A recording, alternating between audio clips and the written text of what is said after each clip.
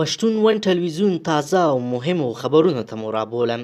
ویډیو تر اخره وګورئ. د سیمې او نړۍ له پیښو په لنډو خبرونو کې ځان خبر کړئ. کرکټ افغان ځوانانو په چین هیواد کې د پاکستان 19 کلنو کم عمره ځوانانو لوبډله ماته او په دغه درې اړخیزه سیالیو کې دویمه بریا هم په خپل نوم کړه. د چین، افغانستان او پاکستان د کم عمره ځوانانو ترمنځ د درې اړخیزه سیالیو په لړ کې نن افغان ځوانانو د پاکستان 19 کلنو کم عمره ځوانانو لوبډلې سره لوبه وکړه چې په 3 ویکټو یې له پاکستاني لوبډلې لوبه وګټله. محب د افغانستان د ملي امنیت سلاکار ډاکټر حمدالله محب تېره ورځ د ملګرو ملتونو له استازي یماماتو سره په کتنه کې وویل سوله د افغان حکومت تر ټولو اساسي موخه ده او په دې برخه کې به خپلې ټولې هڅې وکړي.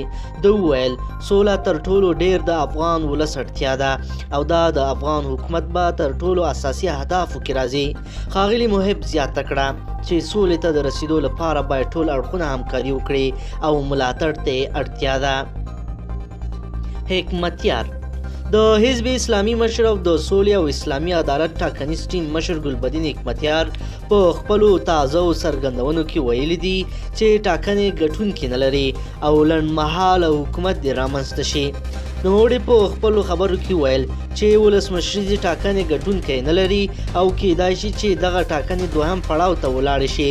هغه همداراز زیاتوي چې د هوا د سوړوالي له امله تر راتلونکي پسرلي پورې د ولسمشریزو ټاکنې دویم پړاو ناشونی دی، نو پکار ده چې لنډمهاله حکومت رامنځته شي.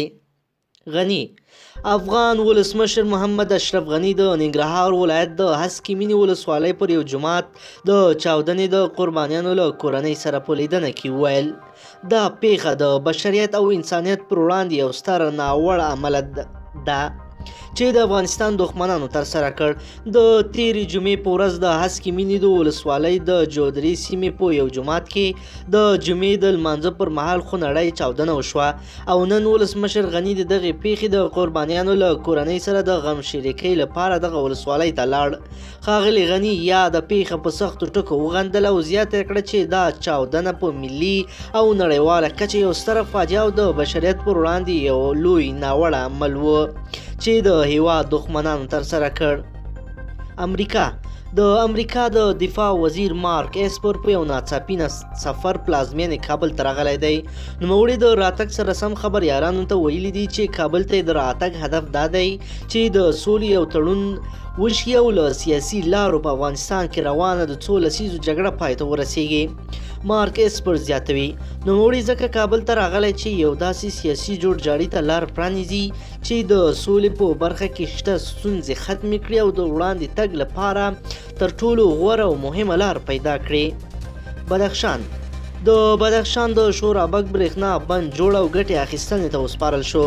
یاد بند د دې ولایت مرکز فیض آباد ښار ته په 10 کیلومترۍ کې جوړ شوی دی چې د 7.5 میګا واټه برېښنا د تولید توانایي لري. د شورابک د برېښنا بند په 1500 کورنیو ته برېښنا ورکړي. د نوموړي برېښنا بند د جوړولو هوکړه لیک 15 کاله وړاندې په 2014 میلادي کال کې د فیکا په نامه له یوې ترکي کمپنۍ سره شوی و.